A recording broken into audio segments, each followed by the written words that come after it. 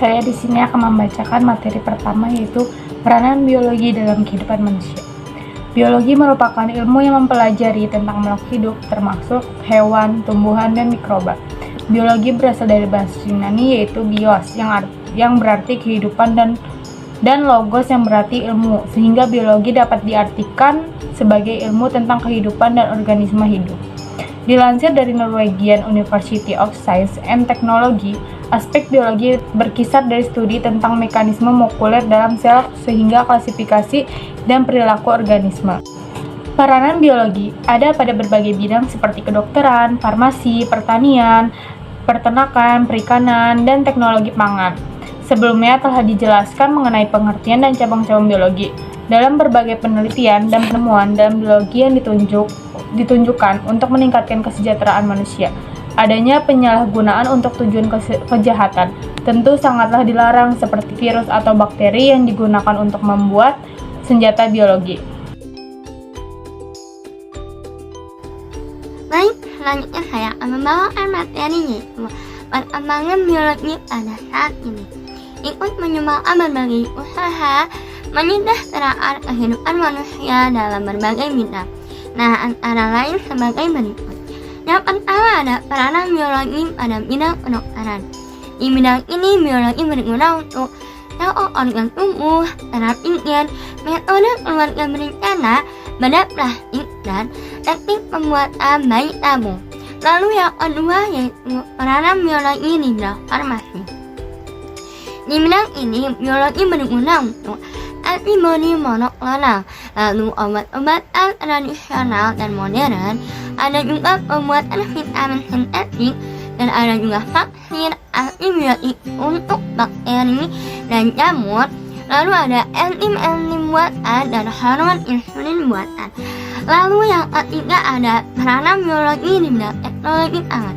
Di bidang ini, biologi digunakan untuk teknologi pengawatan makanan, pembuatan keju, sosis, makanan suplemen, dan makanan pokok seperti yogurt. Lalu ada juga sarden, PST, protein sel tunggal, dan ada juga tape, tempe, tauco, dan oncom. Lalu selanjutnya ada peranan biologi di bidang peternakan.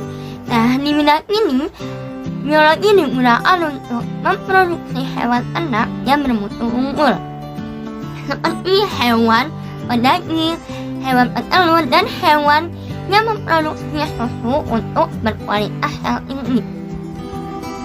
Lalu selanjutnya yang kelima yaitu peranan biologi di bidang industri. Nah, dalam bidang ini, biologi digunakan untuk peranan biologi untuk teknik pemisahan logam dari bibitnya dengan menggunakan bakteri. Lalu yang keenam yaitu peranan biologi di bidang pertanian.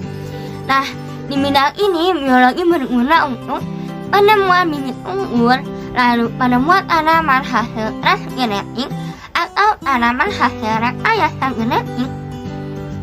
Lalu ada penemuan tanaman yang mengandung zat tertentu. Nah, penemuan selanjutnya penemuan tanaman yang berbatang tidak mudah roboh, dan penemuan tanaman yang tahan penyakit.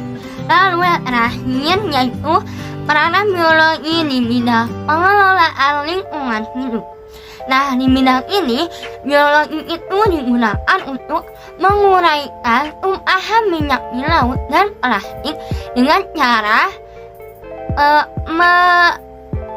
menuangkan bakteri dan pengolahan limbah dengan menggunakan mikroorganisme.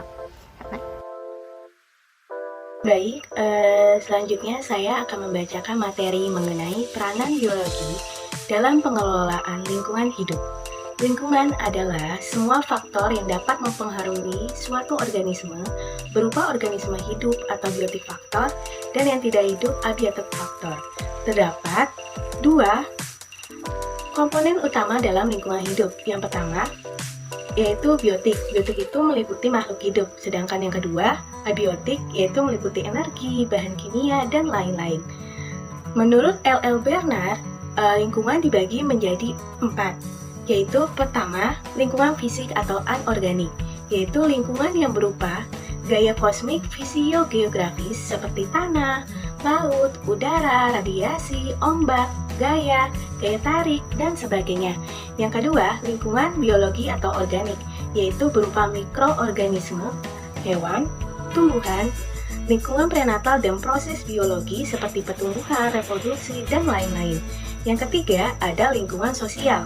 Nah, lingkungan sosial ini dibagi menjadi tiga, yaitu pertama, lingkungan fisiososial, yaitu tentang kebudayaan alat seperti peralatan, senjata, gedung, mesin, dan lain-lain. Yang kedua ini lingkungan biososial, yaitu interaksi antara sesama manusia dan tumbuhan beserta hewan domestik dan semua bahan yang digunakan manusia yang berasal dari sumber organik.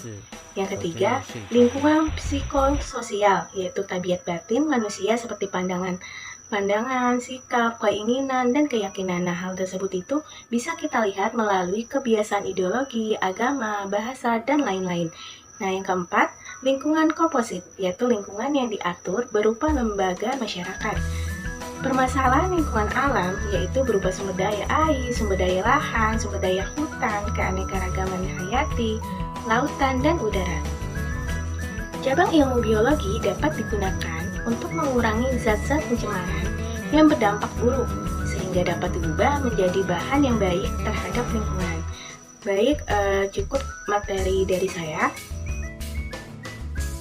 Baiklah, di sini saya akan menjelaskan peranan ilmu biologi dalam bidang pengelolaan lingkungan hidup. Yang pertama ada pengelolaan kotoran hewan. Pengelolaan kotoran hewan adalah pemanfaatan kotoran hewan untuk menjadi suatu bahan yang berguna bagi umat manusia. Contohnya dapat dijadikan biogas ramah lingkungan atau dapat dijadikan pupuk alami. Selanjutnya yang kedua, pengelolaan sampah daun. Pengelolaan sampah daun adalah pemanfaatan daun-daun yang sudah berguguran dan kering. Dari sampah tersebut dapat dimanfaatkan sebagai kompos organik.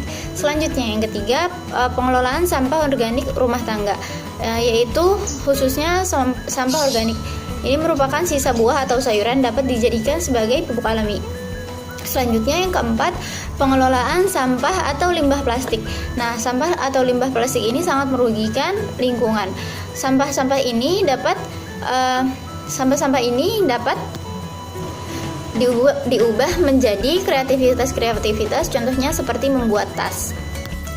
Selanjutnya, yang kelima adalah pencemaran minyak. Pencemaran minyak tidak hanya ada di air, yaitu ada juga di darat. Pencemaran minyak sangat tidak baik untuk lingkungan, terutama lingkungan air, karena dapat membahayakan ekosistem yang ada di air tersebut. Ikan-ikan bisa mati dan yang ada di dalamnya bisa mati. Selanjutnya yang keenam adalah pencemaran udara. Pencemaran udara biasanya terjadi di kota-kota besar atau pusat industri. Lingkungan perkotaan umumnya banyak menggunakan bahan bakar yang tidak ramah lingkungan, sehingga membuat pencemaran udara yang sangat tinggi. Hal untuk menanggulanginya atau menguranginya yaitu dengan menanam pohon-pohonan agar udara asri kembali. Selanjutnya yang kedelapan adalah konservasi sumber daya alam. Dan yang kesembilan, pengelolaan lahan pertanian. Pengelolaan lahan pertanian dapat membantu membuat kondisi tanah menjadi semakin subur. Selanjutnya yang ke-10, pembudidayaan terumbu karang. Masih banyak manusia yang menggunakan peralatan atau teknik berbahaya untuk mengambil ikan-ikan yang ada di laut. Itu menyebabkan terumbu karang menjadi rusak. Hal itu dapat membahayakan ekosistem yang ada di lautan. Untuk penyelamatan terhadap ekosistem laut biasanya ditangani dengan pembudidayaan terumbu karang. Sekarang sudah banyak pembudidayaan menggunakan teknik baru atau pemanfaatan dalam ilmu biologi, yaitu menggunakan media tanam terlebih dahulu. Terima kasih. Baik, saya Alifia Salsabila dengan NIM 063 ingin menyampaikan materi tentang konsep-konsep penting dalam antropologi kesehatan dan ekologi keperawatan. Ada 3 macam, yang pertama sistem, yang kedua sistem sosial budaya, dan yang ketiga ekosistem. Yang pertama sistem. Sistem adalah agresi pengelompokan objek-objek yang dipersatukan oleh beberapa interaksi yang tetap atau saling ketergantungan. Dan yang kedua, sistem sosial budaya atau kebudayaan adalah keseluruhan yang integrasi dalam interaksi antara manusia. Dan yang terakhir ada ekosistem. Ekosistem sendiri yaitu suatu interaksi antar kelompok tanaman dan satwa dalam lingkungan non-hidup yaitu hubungan antropologi kesehatan dan ekologi dalam praktek keperawatan. Macam-macam implikasi, yaitu yang pertama, implikasi teoritis. Pada bagian ini, peneliti menyajikan gambar lengkap mengenai implikasi teoritikal dari penelitian. Bagian ini bertujuan untuk meyakinkan penguji di mana dapat mengenai kontribusi terhadap ilmu pengetahuan dalam teori-teori yang digunakan untuk memecahkan masalah penelitian. Tetapi juga bisa sebagai implikasi bagi teori-teori yang relevan dengan bidang kajian utama yang disajikan dalam metode teoritis ini. Kemudian yang kedua ada implikasi manajerial. Pada bagian ini peneliti menyajikan berbagai implikasi kebijakan yang dapat dihubungkan dengan temuan-temuan yang dihasilkan dalam suatu penelitian. Kemudian implikasi manajerial ini juga bisa memberikan kontribusi praktis bagi manajemen. Kemudian yang ketiga ada implikasi metodologi.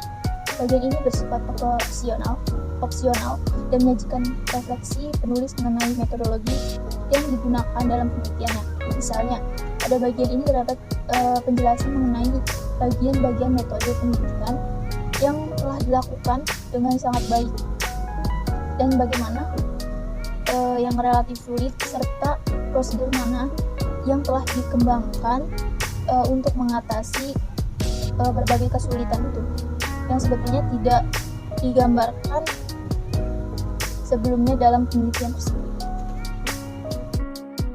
Implementasi transkultural dalam praktek perawatan. Mempertahankan budaya dilakukan bila budaya pasien tidak bertentangan dengan kesehatan.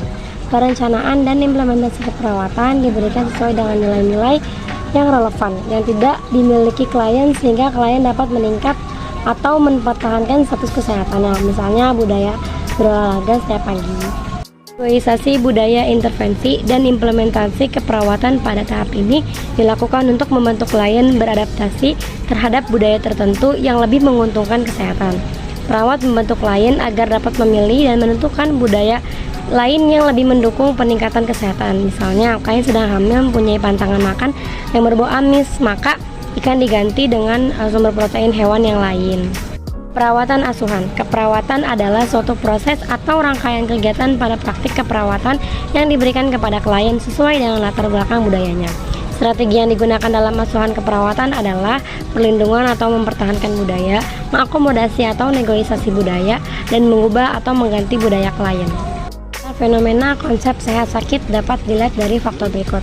Yang pertama, faktor biologis dan ekologis disebut sebagai kutub biologi dengan mengamati pertumbuhan dan perkembangan manusia maupun penyakit dalam evolusi ekologis. Kajian ini didukung ilmu lain seperti genetika, anatomi, serologi, dan biokimia.